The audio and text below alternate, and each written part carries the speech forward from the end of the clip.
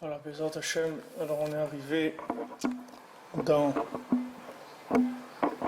la page 13 toujours, et donc on était hier dans le Nyan de Tinizar, dans les Bnei Amaretz. On avait dit de faire attention des gens qui sont nés dans des familles qui ne sont pas des familles tellement engagées dans la Torah, de faire attention parce que c'est de ces gens-là qui va sortir des grands Talmidei Chachamim, des grands érudits en Torah.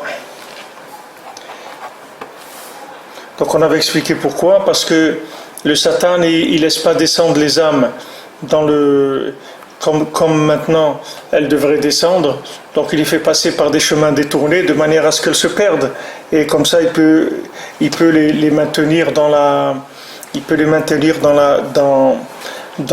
des niveaux bas, et qu'elles n'aient pas confiance en elles, ni de la Torah qui est en elles, etc. Tout ça c'est le travail du Satan qui fait ça. Alors il dit Nimtsa shebnei haaretz em nefashot ekarot el Hashem ketzipurim achuzot bapach. C'est-à-dire que les enfants des gens qui sont des ignorants de Torah, alors ce sont des grandes âmes, mais ils sont comme des oiseaux qui sont pris dans une cage. Et d'où on connaît leur grandeur. Et là, l'idée Toratam, par leur Torah, quand on voit que c'est des gens de Torah, alors à ce moment-là, on sait qu'ils ont une âme qui est précieuse. C'est pour ça qu'il faut les honorer, parce qu'en les honorant, alors la Torah qui est en eux, elle va sortir de façon beaucoup plus, elle va se révéler. Elle va sortir de ce qu'elle est cachée. Parce que la racine de tout, c'est l'honneur d'Akadosh Baruch Hu. Comme c'est écrit le Chvodi Berativ. J'ai tout créé pour mon honneur. Et qu'est-ce que ça veut dire pour mon honneur? Donc on a vu au début que la Bria, elle a été faite pour connaître Hachem. C'est ça son honneur, c'est-à-dire connaître la grandeur d'Hachem. Maintenant, ça ne veut pas dire que cet honneur-là, c'est de l'honneur, comme nous on entend le sens propre de l'honneur. L'honneur, ça veut dire la connaissance de Hachem. Pour son honneur, ça veut dire pour que les gens ils puissent le connaître. C'est pas que lui, il a besoin d'être honoré par les gens, mais que pour que les gens ils puissent avoir un mérite. Alors Hachem il a tout créé pour qu'on puisse le connaître. C'est-à-dire il a créé en sorte qu'on puisse le connaître. Il n'y a personne qui peut dire que là où il est, il ne peut pas connaître Hachem. Parce que Hachem, il a donné dans le monde des possibilités de le trouver à tous les niveaux. Que ce soit dans la nourriture, dans le travail, dans le mariage, dans les déplacements, partout où on se trouve, il y a toujours une possibilité de se connecter à Hachem, de découvrir Hachem. Et ça, c'est l'honneur d'Hachem, que Hachem, il a tout créé pour son honneur.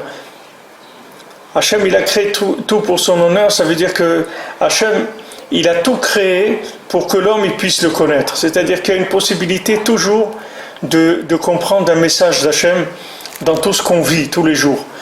Parce que c'est le but de la création. Et c'est le but de la création, et c'est le but de la création de chaque jour.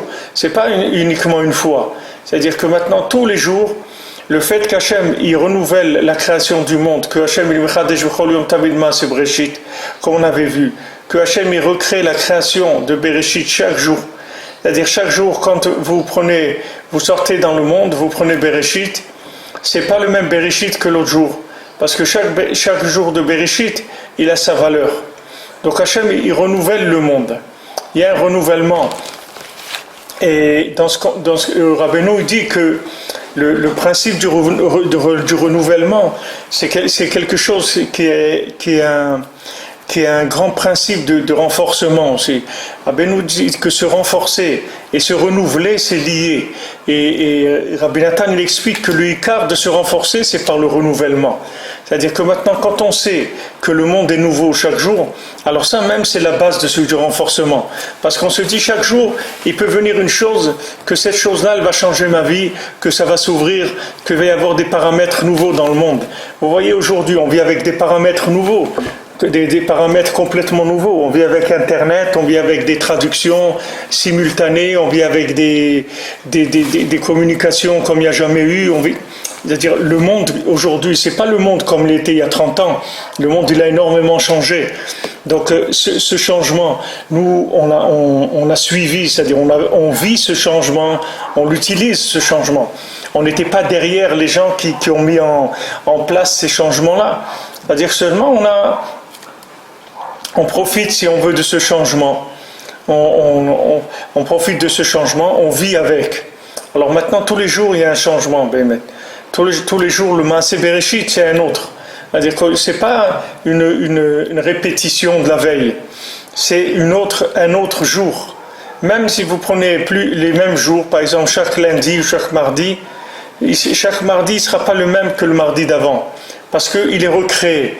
Donc quand on parle de recréer, on parle aussi des traskout, de renforcement. Parce que du moment où c'est nouveau, ça peut déboucher sur d'autres choses complètement. Donc le renouvellement et la traskout, c'est lié.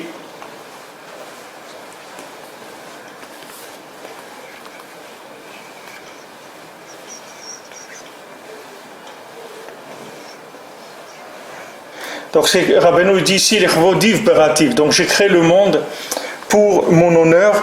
Va nefesh ya Torah. Maintenant la nefesh, l'âme, le nefesh de chacun, son âme, c'est la Torah. Qu'est-ce que c'est notre âme? C'est une partie de la Torah. Chaque âme de chacun, c'est une partie de la Torah. Mishtokeket likalel bashoresh shehi hakavod. Alors maintenant, elle désire, elle languit de s'inclure dans sa racine qui est le kavod. Donc maintenant la racine du nefesh, c'est le kavod d'Hachem, d'accord? Puisque maintenant, Hachem il se représente dans le monde, il se manifeste par son honneur, c'est-à-dire qu'il se présente selon ce qu'il est, c'est-à-dire de façon réduite, mais selon sa vérité dans le monde, il se manifeste à travers ça. Maintenant, notre âme, c'est une partie de ce kavod-là d'Hachem. Notre âme, c'est aussi l'émanation d'Hachem dans le monde. C'est-à-dire que chacun, il représente Hachem dans le monde. C'est pour ça qu'on n'a pas le droit de faire la shonara, c'est pour ça qu'on n'a pas le droit de d'haïr quelqu'un, etc. Parce que ces choses-là, ça nous déconnecte de l'âme de l'autre. Et nous déconnecter de l'âme de l'autre, c'est très grave parce que on peut moins comprendre la Torah et on va moins se rapprocher d'Hachem. Comme Rabbeinu dit dans le Sichot Haran qu'il faut faire attention. Il faut faire attention de pas haïr quelqu'un ou de pas faire de la shonara sur quelqu'un, de pas faire de la shonara sur quelqu'un parce que Rabbeinu dit là-bas de pas faire la shonara, il dit pas de pas haïr. Là-bas il dit de pas faire la shonara sur quelqu'un parce que si on fait du la shonara sur quelqu'un, on va pas éteindre des lettres de la Torah qui sont l'âme de cette personne-là. Donc on voit Rabbeinu là-bas, il dit que maintenant ça c'est pour les autres. Ça c'est pour les autres, c'est-à-dire que maintenant moi je veux étudier la Torah, je veux comprendre toute la Torah. Donc Rabbeinu dit fais attention, si tu veux comprendre la Torah, ne parle pas sur aucun juif, parce que quand tu vas parler sur un juif, ça va t'éteindre des parties de la Torah, parce que chaque juif il a une partie dans la Torah. Donc quand tu vas parler sur lui, tu vas éteindre sa partie de la Torah. Donc ça c'est Rabbeinu dit comme ça là-bas. Mais maintenant, ce que Rabbeinu dit, il rapporte ici, c'est que quand maintenant j'honore quelqu'un, c'est-à-dire je vais faire le contraire de ça, de parler du lashon hara sur quelqu'un, je vais honorer quelqu'un, c'est-à-dire voilà, en disant cette personne-là, c'est une personne bien, c'est une personne qui mérite beaucoup de choses parce que c'est quelqu'un de bien. Donc je vais l'honorer. Quand je vais l'honorer, alors son âme, elle remonte dans la racine du kavod. La racine du kavod, c'est quoi? La racine de l'honneur, c'est Hachem. Donc, quand j'honore quelqu'un, j'honore les maasés, ceux de qui il est le représentant. Imaginez dans le monde que il y a l'ambassadeur qui vient, l'ambassadeur d'Éthiopie par exemple qui arrive quelque part. Alors les gens, le pays où il arrive, ils vont honorer l'ambassadeur d'Éthiopie. Mais maintenant, c'est pas l'ambassadeur d'Éthiopie lui-même qu'ils honorent. C'est pas l'ambassadeur d'Éthiopie, il s'appelle, je sais pas comment, il s'appelle Shimon quelque chose.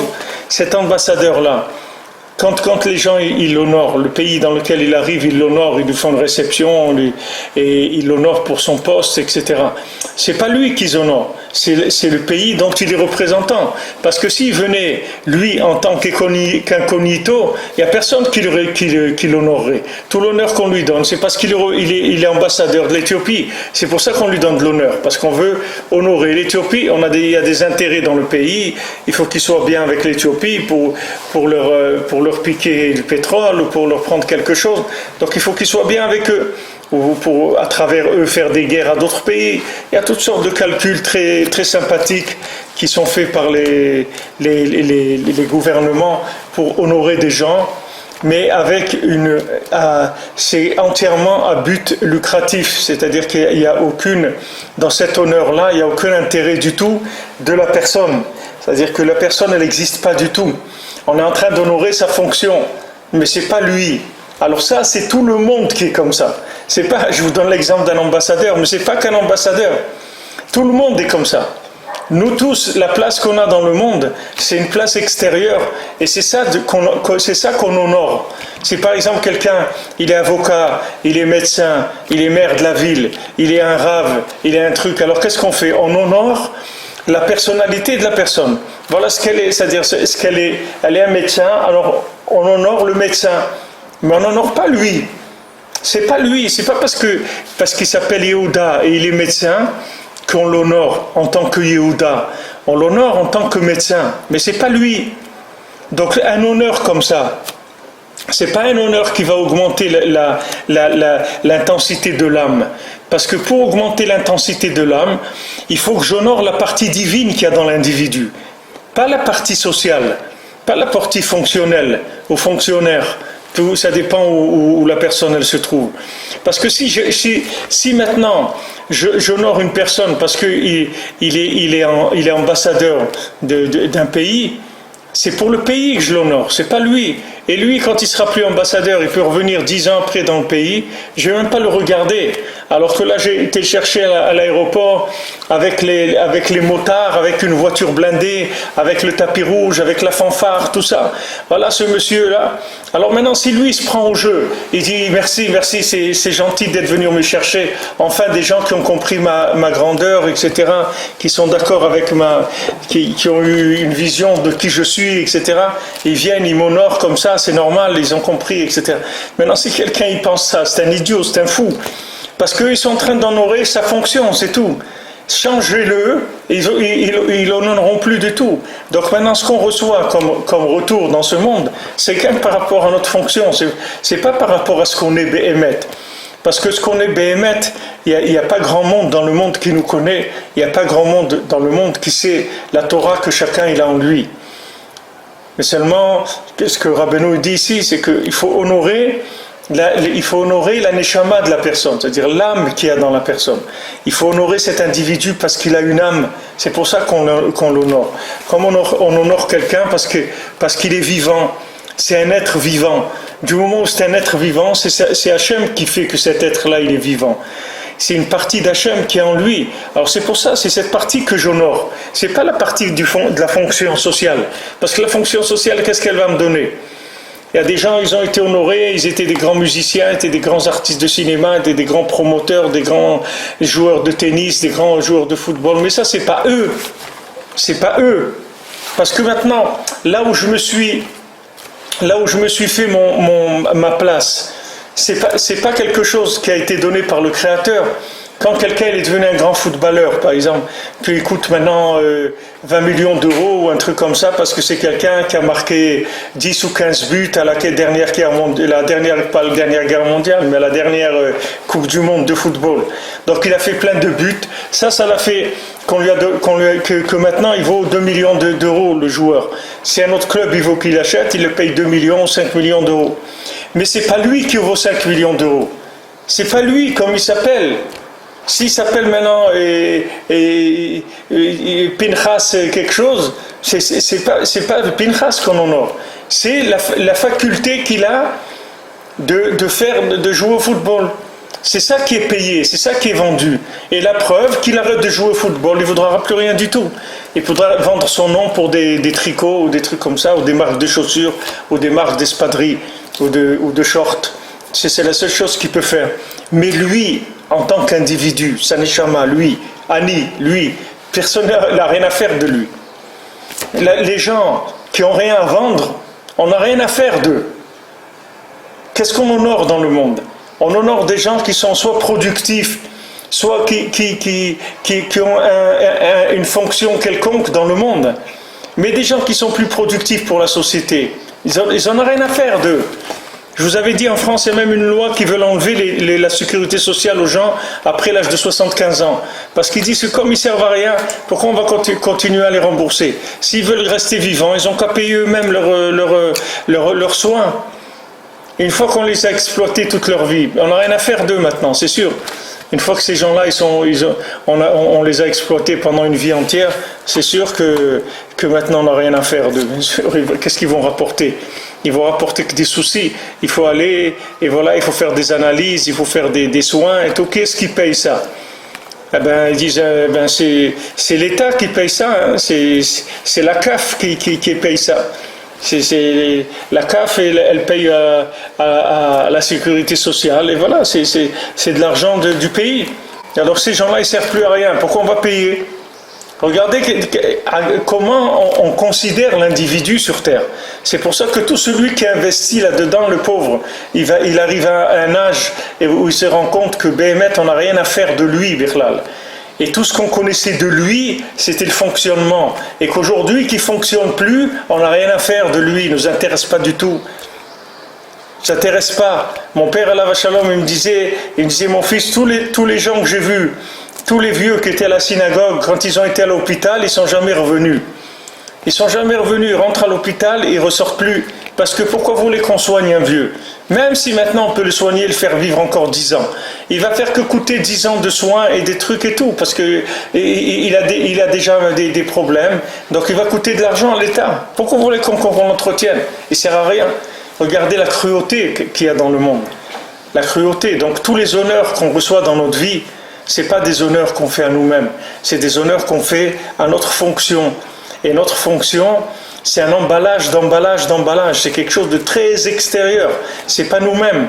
Alors maintenant, comme maintenant on nous considère par notre fonction, alors nous aussi on se laisse prendre au jeu, on croit que nous c'est notre fonction. Donc quand les gens ils nous donnent des honneurs en tant que fonctionnaires, ou profession libérale, n'importe quoi, mais ils nous donnent un retour par rapport à une place sociale. Il faut savoir que cette place sociale, elle va partir. Et quand elle va partir, je vais partir avec. Puisque maintenant, moi, j'étais reconnu que par rapport à ma place sociale. Et le jour où j'aurai plus cette place sociale, j'existerai plus.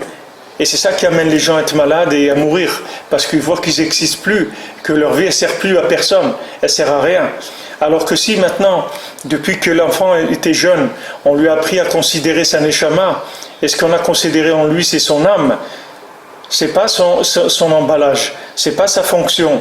On l'a considéré parce qu'il a une grande neshama, alors on lui a donné du kavod à sa neshama. Alors cette personne-là, quand elle vieillira, au contraire, elle aura encore plus d'honneur que ce qu'elle avait quand elle était plus jeune. C'est comme le vin vieux, que en vieillissant, alors le vin il devient meilleur. Mais c'est pas comme la Mishnah dit que les vieux qui sont des ignorants en Torah, quand ils vieillissent, ils perdent la tête. Parce que maintenant, pourquoi ils perdent la tête? Parce qu'ils n'ont plus de place dans le monde. La place qu'ils avaient dans le monde, c'était le retour qu'ils avaient social que les gens lui donnaient. Maintenant que le gars, il ne peut plus rien fournir, qu'est-ce qu'on a à faire de lui? On n'a rien à faire de lui, personne ne va s'occuper de lui. Ça, c'est la cruauté qu'il y a dans ce monde. C'est-à-dire, c'est un monde cruel, c'est pas un monde agréable.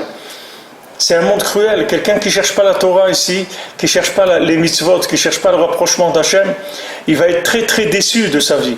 Il va finir extrêmement déçu. C'est-à-dire, comme on avait vu que tout l'amour qui dépend de quelque chose, alors cet amour-là, il dépend d'une chose. Une fois que cette chose-là, elle va partir, alors l'amour aussi va partir. L'amour aussi va partir. Il y a des gens, ils sont mariés pour être considérés. Ils sont mariés pour que leur conjoint leur dit qu'il est beau. Pour le conjoint, il leur donne de l'honneur. Pour le conjoint, il leur donne de l'argent. Mais c'est pas pour ça qu'on se marie. On se marie parce qu'Hachem, il a dit de se marier, c'est tout. C'est pas pour autre chose qu'on se marie. On ne se marie pas pour recevoir des honneurs et d'attendre les honneurs de l'autre. Il n'y a aucun honneur de l'autre. Ce qu'on doit nous honorer, c'est le fait qu'on a fait la mitzvah de se marier, d'écouter Akadosh Baruch Hu. Et à ce moment-là, on peut être tranquille que Bezat Hashem, on va tenir le coup jusqu'à la fin. Parce que si maintenant on s'est marié pour des raisons extérieures, il faut savoir qu'un jour ou l'autre, ces raisons extérieures, elles vont partir. Et qu'est-ce qu'on va faire après? Une fois que ces raisons extérieures elles seront parties, qu'est-ce qu'on va devenir? On va devenir des vieux grincheux comme ça, à se disputer toute la journée. Où est-ce que tu as mis le café? Pourquoi tu as déplacé la chaise de la cuisine? Pourquoi tu as mis l'eau froide au congélateur? Voilà comment ils finissent après les gens. C'est ça la vie. C'est pour ça qu'on a vécu. Pour finir que des tarés complets, c'est ça la vie. Mais tout ça, c'est parce que la personne, elle a investi dans du faux, c'est tout. Elle a investi dans du faux, dans de l'extérieur. Il ne faut pas investir dans le faux, il faut investir dans du vrai. Il faut investir dans l'âme, dans ce qui va rester. Chaque mitzvah que j'ai faite, chaque fois que j'ai levé mes yeux au ciel, chaque fois que j'ai fait un Teilim, chaque fois que j'ai fait un Sipurim Asiot, un écouté de Tfilot, que j'ai gardé Shabbat, que j'étais à Ouman, j'ai fait un Tikkun HaKlali, ça c'est du vrai. Ça c'est de la vraie srora, ça c'est de la vraie marchandise, ça c'est de la marchandise éternelle. C'est pas de la marchandise qui est avariable, c'est pas de la marchandise qui va rester, qui va pourrir. Cette marchandise elle pourrira jamais, jamais elle pourrira. Tout ce que vous avez investi, chaque prouta que vous avez donné à la tzedaka, jamais elle pourrira. Jamais cette pièce-là, elle pourrira. Elle sera à vous pour l'éternité. Dans ce monde et dans le monde futur, elle vous fera du bien tout le temps. Chaque chose que vous avez faite qui a un rapport avec l'éternité, cette chose-là, elle va rester tout le temps. Il faut investir dans du real estate, dans de l'éternel, dans ce qui va rester vraiment. Pas dans les bêtises. Pas dans les bêtises. Les gens vont vous donner une image de vous-même. Ah, vous êtes quelqu'un d'intelligent, qui a réussi, qui est quelqu'un qui a réussi dans les affaires, qui a réussi dans ci, qui a réussi dans ça, qui a des enfants réussis, qui a une famille réussie. C'est pas ça qu'il faut regarder. Il ne faut pas jouer le jeu de ça, parce que ce jeu-là, il va se terminer. Qu'est-ce que la personne va devenir? Il faut jouer le jeu de l'éternité. C'est ça qu'il faut choisir. Et celui qui choisit l'éternité, même dans ce monde aussi, il est bien. Même dans ce monde, il recevra tout ce qu'il a besoin. Si il joue le jeu de l'éternité. Même dans ce monde. C'est pas que après dans le monde futur. Même ici, il aura une belle vie. Mais il faut chercher du vrai. Après, les gens, ils s'étonnent pourquoi ils ont des problèmes. Mais qu'est-ce que tu cherchais dans ta vie? Les gens ils disent, ouais, maintenant on s'est marié, maintenant ma femme elle ne m'écoute plus, ou mon mari il ne veut pas, ou un truc, et les gens ils se disputent. Mais pourquoi, c'est quoi la base de ton foyer? Tu t'es marié pourquoi? Quel est le but de ton foyer? Tu as fondé un foyer pourquoi? Regarde pourquoi tu as fondé un foyer. Et tu vas voir la réponse à tes questions. Tu n'as pas besoin qu'il y ait un prophète qui vienne te voir. Toi-même tu vas comprendre là, tout seul ce que ça veut dire. Essaye de réfléchir un petit peu à ce que c'est ta vie, et tu vas comprendre tout seul. Tu vas voir qu'est-ce que ça veut dire une vie, qu'est-ce que c'est cette vie-là, et ce monde-là. Alors les gens, ils ont investi dans des denrées périssables, et après ils ne comprennent pas qu'ils ont péri avec les denrées. Quand les denrées, elles ont pourri, ils ont pourri aussi avec. Tandis que si quelqu'un il investit dans l'âme, jamais il va pourrir. Donc maintenant, ce qu'on doit honorer chez l'autre, comme Rabbeinu dit ici, c'est-à-dire qu'il faut savoir que l'autre, il a de la Torah en lui. Il a beaucoup de Torah en lui. Il faut l'aider à faire sortir cette Torah qu'il a en lui. Pour ça, il faut honorer son âme. Il ne faut pas honorer son argent ou sa position sociale. Il faut honorer son âme. Il a une âme, c'est ça que je dois honorer. Je sais qu'il a de la Torah, c'est ça que je dois honorer. C'est pas autre chose. Alors maintenant, il faut avoir cette mentalité-là. Et cette mentalité, on peut la voir que si on est attaché à des valeurs qui ne sont pas des valeurs de ce monde. Parce que celui qui est attaché aux valeurs de ce monde, jamais il peut avoir cette mentalité. Toujours il va chercher après les honneurs, après le plaisir, après le bien-être, etc. Mais tout ça, ça va se terminer. Qu'est-ce que la personne va devenir ? Après, ils arrivent les gens à 50 ans, 55 ans, ils commencent à se refaire les visages, à se tirer la peau de tous les côtés, à rajouter des morceaux, à enlever des morceaux, je ne sais pas ce qu'ils font, pour essayer encore de gratter quelques années où ils ont une apparence plus ou moins vendable sur le marché, plus ou moins honorable sur le marché, et après, les rides, elles vont gagner, les rides, elles vont faire leur chemin, et après, qu'est-ce qu'elle va devenir, la personne ? Après, le corps, il diminue, il reste que l'âme, c'est tout. Alors, si quelqu'un n'a pas investi dans l'âme, il lui reste rien du tout. S'il investit dans son corps, le corps, c'est une valeur qui va périr. Donc, pourquoi investir là-dedans ? Là, c'est sûr que Esav, lui, va vous pousser à investir là-dedans. Parce que lui, il est qu'offert sur le monde futur. Lui, il dit que le monde futur, ça n'existe pas. Donc, c'est sûr que lui ne va pas vous pousser à investir dans l'âme. Au contraire, il va se moquer de vous quand vous allez investir dans l'âme. Esav, il va dire, non, qu'est-ce que tu as fait dans ce monde ? Quelle est ta carte de visite ? Combien de millions de dollars tu gagnes par an ? C'est ça qui m'intéresse de savoir. Le reste, ça ne m'intéresse pas. Parce que Esav, pour lui, il n'y a que ce monde-là. Il n'y a que des mains. Et les mains, elles finissent dans la tombe. Donc pour lui, une fois que les mains vont se détruire, il ne restera rien de tout ce qu'il a fait. Tandis que nous, on n'est pas du tout là-dedans. Ce n'est pas notre vie du tout. On n'a rien à voir avec ça. Nous, on travaille pour un autre monde. On ne travaille pas pour ce monde. Ce monde-là, pour nous, ça y est, on va le terminer. C'est quelques dizaines d'années, une personne, elle s'en va, c'est tout. Elle ne va pas rester ici des millénaires. Elle ne va pas faire des fossiles, comme ils disent, on a trouvé des fossiles qui font 10 millions d'années. Ils n'ont pas peur de donner des années. C'est sûr que ça leur coûte rien. Ils ne les payent pas les années. Ils ne payent pas de loyer pour le monde. Donc il peut dire, on a trouvé un truc, ça fait 10 millions d'années qu'il est dans le truc. Quel 10 millions d'années ? C'est quoi 10 millions d'années ? Maintenant, tout le système de Esav, c'est du mensonge. Le système de Esav, c'est de l'investissement à court terme. À très court terme, c'est des plaisirs à court terme. Il ne faut pas se laisser avoir par ça. Il ne faut pas se laisser impressionner par ça. Alors les gens, des fois, ils hésitent, ils disent « Ouais, on a peur de monter en Israël pour la Parnassa et trucs. » Mais de la Parnassa, il n'y a que ça dans la vie, il n'y a que la Parnassa dans la vie. Il n'y a pas d'autre chose dans la vie que la Parnassa. Et Israël, c'est une terre d'âme, ce n'est pas une terre de corps. De vivre dans une terre d'âme, quel plaisir que c'est de vivre dans une terre où c'est l'âme qui grandit, où c'est l'âme qui respire. Même si la Parnassa, elle peut être difficile pour certaines personnes. Mais c'est la Parnassa, c'est le corps, c'est pas l'âme. L'âme, du moment où on lui donne à manger un morceau de pain, ça lui suffit. Ça suffit qu'elle soit maintenue dans le corps. Le but de la Parnassa, c'est maintenir l'âme dans le corps, c'est tout. C'est pas pour que le corps il ait des plaisirs à en finir. Donc même si quelqu'un a une Parnassa très moyenne, même médiocre, le principal c'est qu'il vive dans un endroit où l'âme, elle est alimentée. Comment des gens ils vivent Il y a des gens, j'étais chez des gens là à Paris, ils m'ont dit ils peuvent pas. Shabbat, ils peuvent pas. Le Shabbat, ils peuvent pas rentrer chez eux parce que ils ont des portes qui sont entièrement électriques. Alors je vous disais, j'étais à Paris, il y a des gens qui m'ont dit Shabbat, ils peuvent pas. Ils sont obligés de transgresser le Shabbat, ils peuvent pas. Ils ont deux portes qui sont avec des codes électriques. Ils peuvent rien faire. Ils peuvent pas rentrer chez eux le Shabbat.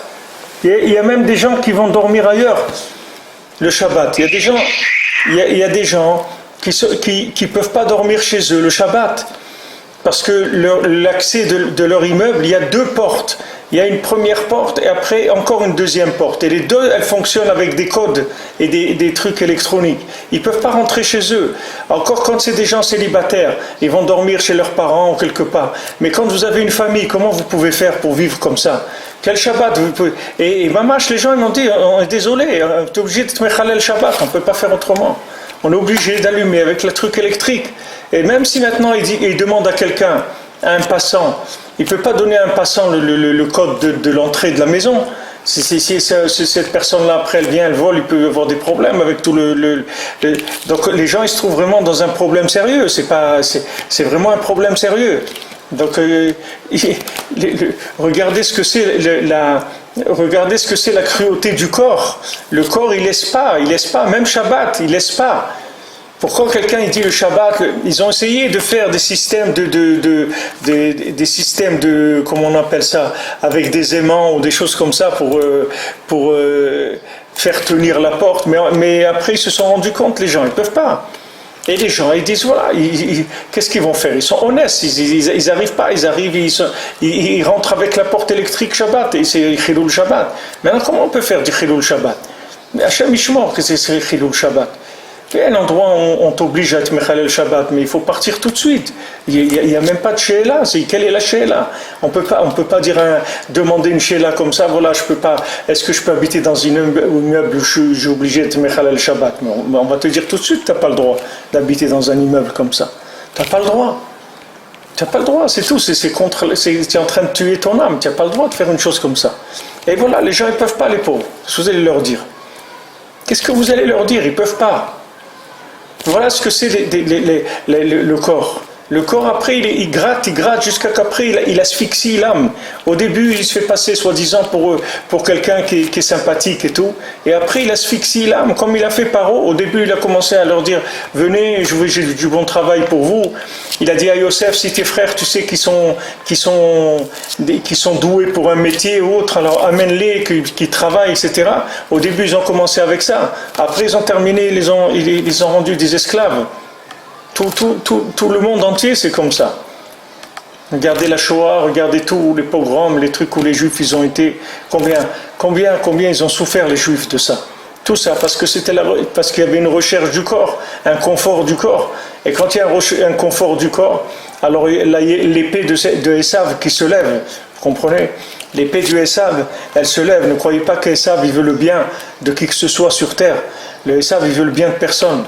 Donc lui, il vit dans ce monde avec son épée, et lui, il est contre tout ce qui peut avoir un rapport avec le monde futur. Lui, il n'y a rien qui l'intéresse que ce monde-là. Donc quand il voit des Juifs qu'eux, ils travaillent pour le monde futur, ça le dérange énormément. Donc il faut réfléchir dans ce qu'on fait dans notre vie. Même si quelqu'un il vient en Chutz La'aretz, il ne peut pas venir en Israël, il faut quand même vivre dans des conditions où le corps il abîme pas trop l'âme, où il asphyxie pas trop l'âme, parce que sinon c'est quelque chose de très très difficile après. C'est très difficile parce qu'après quand la situation commence à s'empirer, ça devient un mamash terrible pour l'âme. Alors nous on est là pour notre kavod, c'est-à-dire notre honneur, c'est d'honorer l'âme, c'est-à-dire j'honore quelqu'un parce que j'honore son âme, c'est-à-dire j'honore la présence divine qui est en lui. C'est ça que j'honore. J'honore pas ni sa beauté, ni son intelligence, ni ses fonctions, ni son argent, ni ses dons, ni c'est rien du tout. Ce que j'honore, c'est son âme. C'est ça que j'honore. Je l'honore parce que c'est un être humain et parce qu'il a une âme. C'est ça l'honneur que je lui donne. Je crois dans la vie et je crois dans le côté divin qu'il y a dans la personne. C'est ça que je veux honorer. Mais maintenant, tout ce qu'il y a autour, ça ne m'intéresse pas.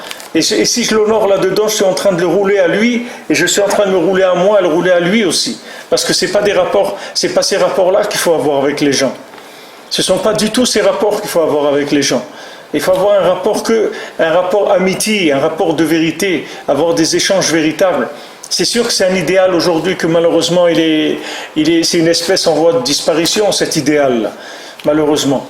Malheureusement, et vous allez trouver ça, c'est tellement difficile de trouver des rapports qui soient vrais, des rapports pour la Torah, des rapports pour faire avancer le nom d'Hachem dans le monde. C'est ça qui m'intéresse. Quand j'honore quelqu'un, j'honore le nom d'Hachem qui est en lui. C'est ça que j'honore. Chacun il est porteur du nom d'Hachem. Quand j'honore un tzaddik, j'honore le nom d'Hachem qu'il y a dans ce tzaddik. C'est pas maintenant la personne, le côté extérieur. Comme Rabbi Nathan, une fois quelqu'un lui a dit « Mais moi, vous avez de la chance, moi j'ai pas connu Rabbi Nachman. Moi, vous l'avez connu. » Mais Rabbi Nathan, il dit « Qu'est-ce que c'est Rabbi Nachman ?» Voilà, et tu dis « Écoutez-moi, c'est ça Rabbi Nachman. » Qu'est-ce que ça veut dire connu? Qu'est-ce que j'ai connu? Qui est-ce qui a connu? Qui c'est? Yossele Paronique, Yossele qui faisait traverser le Rebbe, il y faisait traverser la rivière. Lui, il a connu Rabbeinu. Qu'est-ce qu'il a connu? Le manteau de Rabbeinu, le chapeau de Rabbeinu, les chaussettes de Rabbeinu. Qu'est-ce qu'il a connu? Qu'est-ce que c'est ça Rabbeinu? C'est pas ça Rabbeinu. Le tzaddik, c'est la Torah du tzaddik. C'est ça connaître le tzaddik. Pour Hachem, la Torah du tzaddik, elle est là. Celui qui veut la connaître, il étudie, elle est là. Le tzaddik, il n'est pas parti. Le tzaddik, il est là. Mais comme les gens, ils s'attachent à la viande, alors c'est sûr que quand la viande, elle part, les gens, ils sont en manque. Ils sont en manque de viande. Parce que les gens, ils veulent s'attacher à des images. C'est un monde d'images. Et c'est un monde imaginaire avec des images. Et les gens, ils veulent des images, c'est tout. C'est pour ça que Rabbeinu, il est venu pour la réparation de l'image, pour la réparation de la 50e porte. Et il a dit, Rabbeinu, je vais vous enlever les images. Vous n'aurez pas d'image de moi. Vous n'aurez même pas une photo de moi, que vous allez commencer à faire des posters et des trucs. Il n'y a pas de photo de Rabbeinu. Il n'y a pas de photo de Rabbi Nathan. Il n'y a pas de photo de Rav Nachman Tulchiner. Il n'y a pas de photo de Rav Nachman.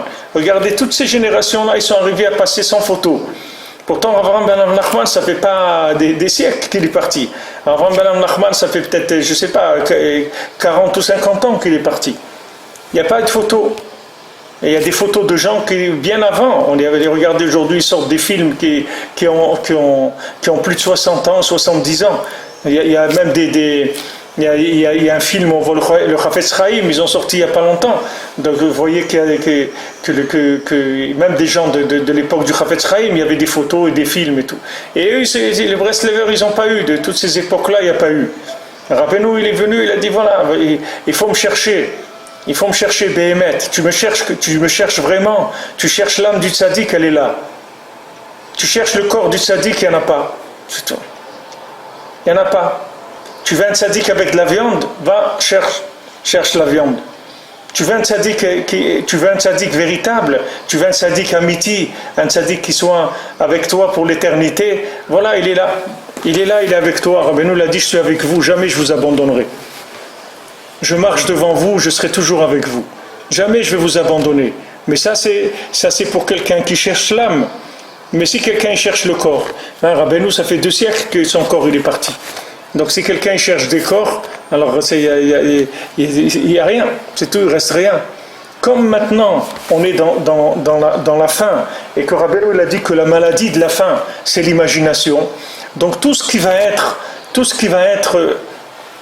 l'apparence extérieure de la vérité, elle va servir à rien, ça aidera pas le monde du tout.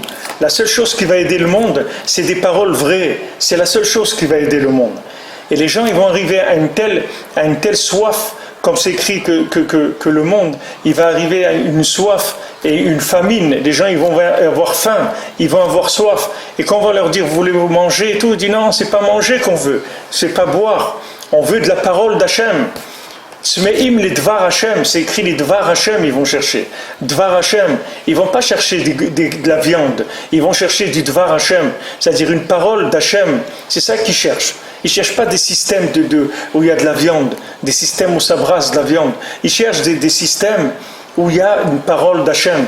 C'est ça qu'on cherche. Et la parole d'Hachem, voilà, Baruch Hachem, elle est là. Il n'y a pas besoin elle est là. Hachem ne nous a pas abandonnés. Les tzadikim ne nous ont pas abandonnés. Les tzadikim, ils sont là. Seulement, il faut chercher l'âme. Si vous cherchez le corps, il n'y a un pas. Et les tzadikim, ils ne sont pas là, c'est tout. Il n'y a pas de corps du tzadik, il n'y en a pas. Tout. Il y a l'âme qui est là. Vous cherchez l'âme, alors venez, il n'y a pas de problème. Voilà, Rabbi Nachman, il est là, il est à Ouman. Pourquoi il est là en Ukraine? Ça aussi, c'est une raison. Ça aussi, c'est le corps du corps. C'est-à-dire, pour pas que les gens ils viennent, où il va être Rabbi Nachman? Vous voulez qu'il soit en Israël, lui faire un mausolée, un truc, et qu'est-ce que les gens ils vont venir, ils vont embrasser la tombe et tout. Maintenant, les gens, il faut qu'ils prouvent qu'ils cherchent l'âme. Donc Rabbi Nachman, il se trouve dans un endroit où il n'y a qu'une apparence de rien du tout. L'apparence de la fin du monde, il y a ici. Oui. C'est l'apparence de l'Apocalypse, c'est ça qu'il y a. Il n'y a rien du tout ici. C'est un pays où il n'y a rien. Il n'y a rien du tout. Mamache, rien. Donc quelqu'un qui vient, il ne vient pas pour du corps. Il n'y a pas de corps ici, il n'y a rien.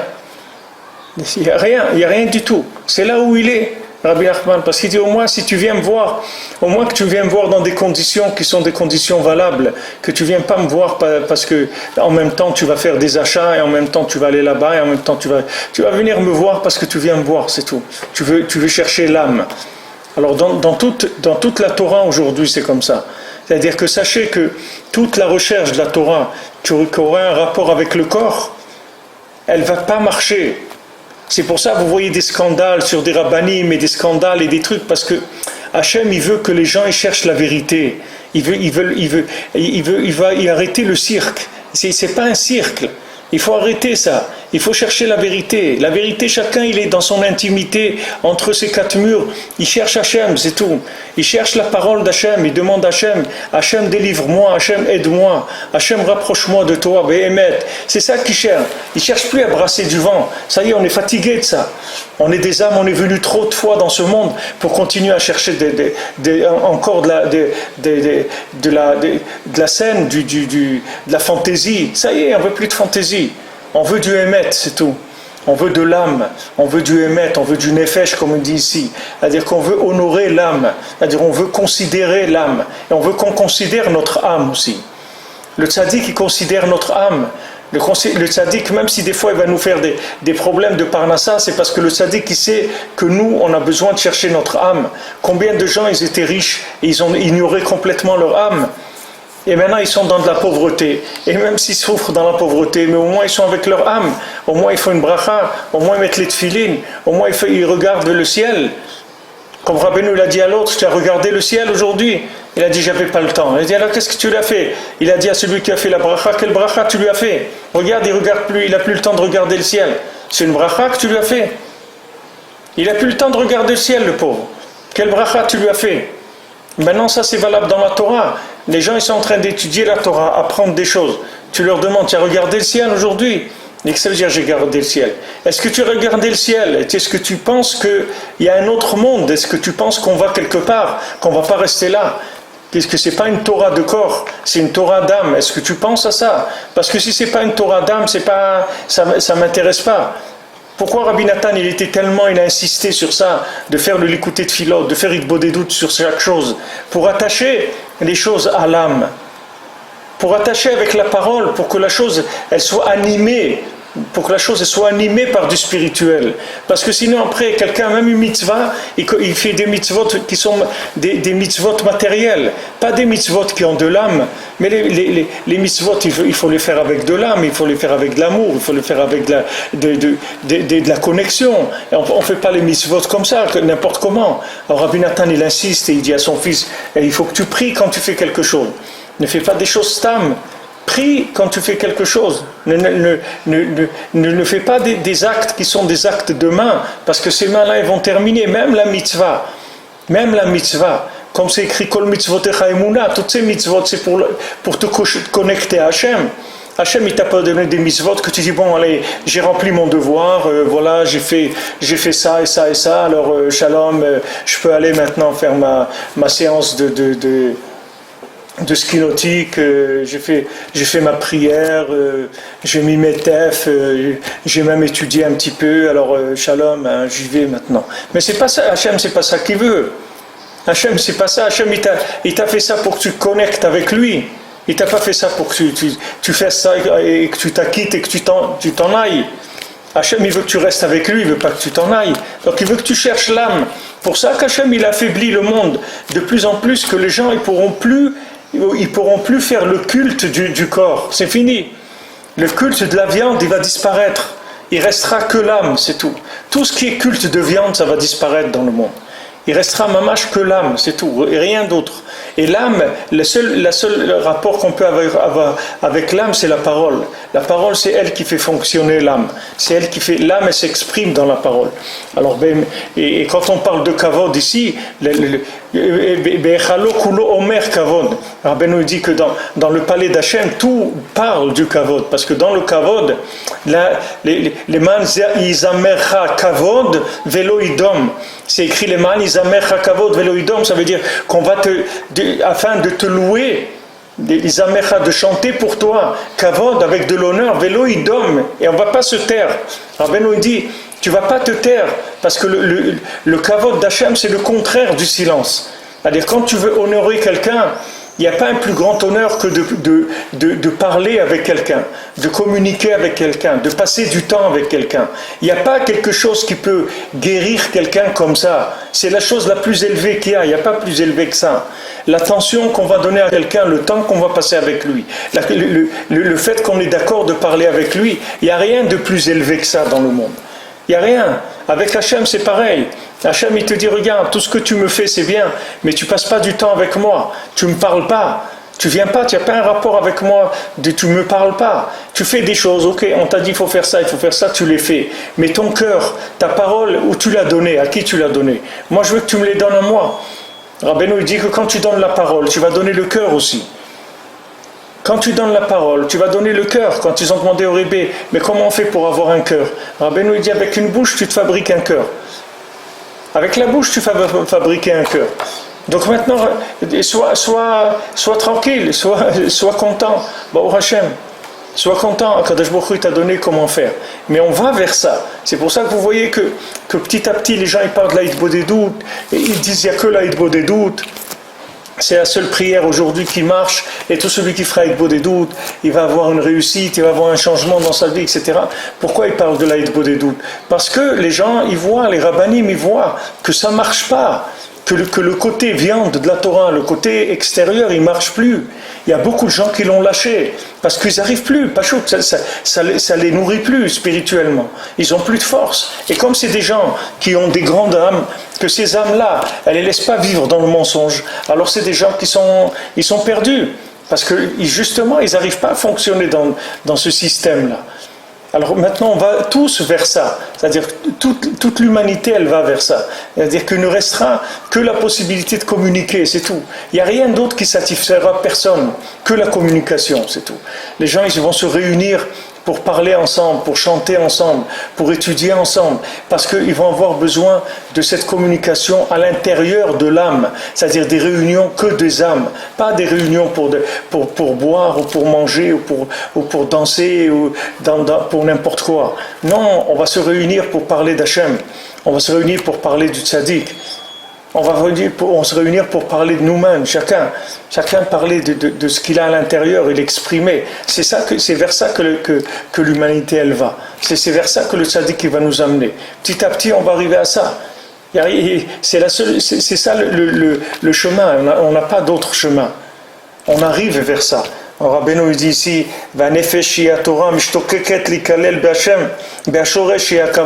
maintenant l'âme de chacun qui est sa Torah, elle désire s'inclure. Elle désire s'inclure dans sa racine. Que sa racine, c'est le kavod d'Hachem. Validézé mehem tetse Torah. Et grâce à ça, de ces gens-là, il va sortir la Torah. Vetit ale anefesh vatsura ve'achesed. Et l'âme, elle va monter, et la tsura, c'est-à-dire l'apparence de la vérité, elle va augmenter, le chesed il va augmenter dans le monde. Et tous les plaisirs et les désirs de la matière et du corps, ils vont être repoussés. Et toutes les rigueurs du monde, elles vont s'annuler. Amen Keni Ratson. Amen, que ce soit comme ça la volonté d'Hachem. C'est-à-dire ça va être l'annulation de toute la rigueur. Parce que toute la rigueur, elle vient du fait de la manipulation extérieure de la vie. Quand les gens ils manipulent l'extérieur de la vie, c'est eux qui amènent la rigueur. Et ça, il amène la rigueur, il amène la mort dans le monde. C'est pour ça qu'il y a la mort qui se retourne contre lui. Pourquoi Hachem lui a envoyé des gens qui veulent le tuer ? Qui veulent que tuer et savent que détruire, que faire des attentats et des trucs, ils rêvent que de ça et ils ne travaillent que sur ça et ne jurent que par ça. Parce que lui, il réveille la rigueur dans le monde et savent. Parce que du fait que maintenant, il a dit que ce monde n'est que matériel, alors que Hachem, il dit que ce monde il n'est que spirituel, que le côté matériel, c'est un côté véhiculaire de l'âme, c'est tout. Mais ce monde-là, il a été fait pour le progrès des âmes, pas pour l'exploitation des corps. Alors quand maintenant il y a des systèmes entiers qui se mettent en place pour exploiter les corps, alors Hachem il fait sauter ces systèmes-là. Que ce soit des systèmes goy ou des systèmes juifs, c'est la même chose. Même dans la Torah, les gens qui ont construit des empires de matière dans la Torah, Hachem il les a fait sauter. Il ne les laisse pas, parce qu'ils induisent les gens en erreur. C'est pas vers ça qu'il faut aller. Il ne faut pas aller vers ça, il faut aller vers l'âme. Et l'âme, elle sort en parlant, en faisant Aïd Bodedut, en étudiant ensemble, en se réunissant, en parlant d'Hachem ensemble, en parlant de la Torah ensemble, en parlant des tzadikim ensemble. C'est ça qui va nous donner la vie, c'est rien d'autre. Alors ça adoucit la rigueur, ça amène de la bonté dans le monde. Chaque jour, pourquoi tous les jours? Voilà, regardez, on se bat, on essaye de trouver les moyens de chaque jour parler de Rabbi Nachman, parler de la Torah de Rabbi Nachman qu'il a amené dans le monde, parce qu'on sait que ça, c'est ça qui adoucit la rigueur du monde, c'est ça qui amène du chesed dans le monde. C'est sûr que chaque parole de Torah qu'on étudie, d'écouter Moharan, de l'écouter de Philot, d'écouter Halachot, comme Rabbi Nathan il dit, le trèfle pasoul, le trèfle, on a vu ici, Titenteref le bêta, on a dit le trèfle, c'est-à-dire le trèfle, les mentalités qui viennent de la tréfa, c'est-à-dire la mentalité qui vient du corps de l'animal, sans âme humain. Quand quelqu'un il va vers tout ce qui est animal, alors ça multiplie de la philosophie, des idéologies complètement bidons dans le monde. Et mais Rabbi Nathan, il a dit le Ezra Sofer, il quitte le monde. Ezra Sofer, c'était un des grands tzadikim qu'il y a eu alors, quand ils sont retournés en Eretz Israël. Et Ezra Sofer, il a revu tous les Sefer Torah, il a tout corrigé l'écriture de la Torah. Parce que Ezra Sofer, il a mis en place tout pour pouvoir se connecter. Tous les éléments de la Torah pour pouvoir que les âmes elles puissent se connecter à la Torah. Maintenant, Rabbi Nathan, il y en a qui disent que c'était un Gilgul d'Ezra Sofer. Et Rabbi Nathan, il a dit, Ezra Sofer, il quitte le monde. Quand il est mort à Sarah Betevet, Rabbi Nathan, il a dit, Ezra Sofer, il quitte le monde. Maintenant, dans le monde, il va se multiplier le trèfle pasoul. C'est-à-dire, il va venir toutes sortes d'idéologies, des choses terribles, des philosophies et des idéologies complètement fausses. Mais il a dit, une page de l'écouter à la chôte, ça suffit pour lutter contre tout ça. Une page de l'écouter à la chôte, mais il faut avoir la émouna, il faut l'étudier ensemble, il faut l'étudier avec du cœur, il faut savoir que c'est ça notre radeau, c'est sur ça qu'on va s'accrocher pour tenir les mouvements qu'il va y avoir dans le monde. Il y a des mouvements, il va y en avoir encore beaucoup, et de plus en plus forts. Et il faut s'accrocher à la émouna, il faut s'accrocher au radeau, parce qu'il y a un radeau d'âme, que ce radeau-là, il va faire passer toutes les vagues, toutes les tempêtes, elles vont passer. Tous les tsunamis, tout ça, ça va passer. Celui qui est accroché à ce radeau-là, il va passer toutes ces choses-là. Rabbeinu, il a dit, il va descendre un déluge d'hérésie dans le monde, que toutes les montagnes vont être couvertes par la mer. C'est-à-dire que toutes les têtes, les plus grandes têtes du monde, dans la Torah, elles vont être noyées par l'hérésie. Elle va être noyée. Rabbeinu, il a dit pourquoi j'ai dit ça, c'est pour que ceux qui sachent, qui vont être à la fin des temps, qui vont voir, quand ils vont savoir que j'ai parlé de ça avant, alors ça va les calmer, parce qu'ils vont dire oui, le Rebbe il a parlé de ça. Donc le Rebbe il a annoncé que ça allait être comme ça. Et Rabbeinu il a dit maintenant il faut être mitrazek dans la Emouna. Pour la Emouna, c'est la vie de l'âme. Pour ça, on a besoin d'être ensemble, béchalom, et de s'honorer les uns les autres. Même si le côté extérieur à nous, l'emballage, il peut être dans un état lamentable, mais il faut être ma'amine dans la profondeur de la personne, dans son âme. Il ne faut pas regarder son corps où il est, parce que son corps, il traîne, ça fait 2000 ans d'exil. Où vous voulez qu'il soit son corps? Son corps, il n'y a personne qui est là pour lui mettre en place le corps, lui mettre en place le côté extérieur. Il lui reste que son âme, mais son âme, elle est là. Son âme, elle est vivante, elle est présente. C'est ça qu'il faut honorer. Donc si maintenant, pour pouvoir parler du Rebbe, pour pouvoir parler de la Torah amitite, il faut qu'il y ait une bonne entente entre les gens. Il faut qu'il y ait du shalom, il faut qu'il y ait de l'amour, de l'amitié entre les gens. Sinon, on ne peut pas étudier ces textes-là. Ces textes-là, ils ne peuvent pas fonctionner pour des gens qui se disputent. Rabbeinu il a dit le pire, c'est la machloket. Il n'y a pas pire que ça. Il n'y a pas pire que la machloquette, que les disputes et de commencer à faire des histoires. Il faut s'éloigner de ça. Un il pense comme ça, un il a envie de sauter comme ça, l'autre il a envie de se coucher, l'autre il a envie de se mettre sur la tête. L'autre, chacun, laissez chacun. On ne sait pas ni ce qui est vrai ni ce qui n'est pas vrai. Aujourd'hui, ce qui compte, c'est qu'on soit ensemble et qu'on parle d'Hachem. C'est ça qui compte. Et maintenant, si toutes les disputes elles sont faites pour que les gens ne se parlent plus, et quand les gens ne se parlent plus, ils n'ont aucune chance de pouvoir tenir le coup. Aucune chance. Si quelqu'un s'isole, il est seul, il n'a aucune chance, parce que la folie du monde, elle va l'avaler. Il ne pourra pas résister. On peut résister que si on est un groupe de gens, que sans arrêt on parle de la Torah véritable, de la Torah du tzaddik, de la Torah de l'âme. Alors quand on a fini le cours, Baruch Hashem, notre âme, elle a pris une dose encore. une dose, comme un monsieur qui vient ici, qui est à Rosh Hashanah, alors après le repas, le soir de Rosh Hashanah, quand on fait le shiur pendant 2-3 heures, alors après il dit, allez Rav Frère, la dose, maintenant, on prend la dose. C'est-à-dire que, parce qu'on a besoin que notre âme, elle vive. C'est pas maintenant tellement le niveau intellectuel. Pourquoi je parle toujours le plus simplement possible? C'est pour vous montrer que c'est pas le côté intellectuel qui est intéressant. C'est uniquement la vitalité, le souffle divin qu'il y a dedans. C'est ça qui nous intéresse. C'est pas le niveau intellectuel de ce qu'on est en train d'étudier. C'est que le souffle divin. Et vous verrez qu'avec un niveau intellectuel très simple, très pachoute, très très simple, vous pourrez arriver à un souffle divin extraordinaire qui vous donne la vie. C'est ça qu'on a besoin. Tandis que si on se perd dans le côté, dans l'art plastique de la Torah, qu'est-ce qu'on va faire avec ça? On va rien faire du tout. Une Torah qui va vous alimenter des trucs intellectuels. Regardez, il y a des gens qui font des trucs de Torah. Et rien que vous lisez le résumé de quoi il va parler le bonhomme, vous avez mal à la tête déjà. Il faut que vous preniez un cachet pour enlever le mal de tête. Tellement c'est compliqué, c'est tellement pas, c'est normal, il n'y a rien dedans. C'est du corps. Alors le corps, il faut le faire de la culture physique. Il faut le présenter, le muscler, le truc et tout. Parce qu'il n'y a que du corps. Mais quand il y a de l'âme, vous n'avez pas besoin de ça. Vous allez directement au but. Il y a Hachem, il y a le tzaddik. Au Hachem, on parle avec Hachem, on parle avec le tzaddik, on est joyeux, on remercie Hachem sur ce qu'il nous a donné. Et c'est tout, on n'a pas besoin de plus que ça. Simplifier au maximum. Bezrat Hachem, Asher Be'atzlacha pour tout le monde. Et voilà, on a fini la Torah, la Metzaïn, et Bezrat Hachem, demain, Besha Tova, Mutzlachat, on va commencer la Torah, la Metret. Donc demain, vous préparez l'écoute Moharan. Je n'ai pas encore, c'est-à-dire la brochure, je suis en cours de préparation. Dès qu'elle sera prête, je la mettrai sur Internet, Bezrat Hachem. Et je l'imprimerai aussi pour les gens qui veulent la recevoir, on peut leur envoyer. Et en attendant, préparez votre écoute Moharan.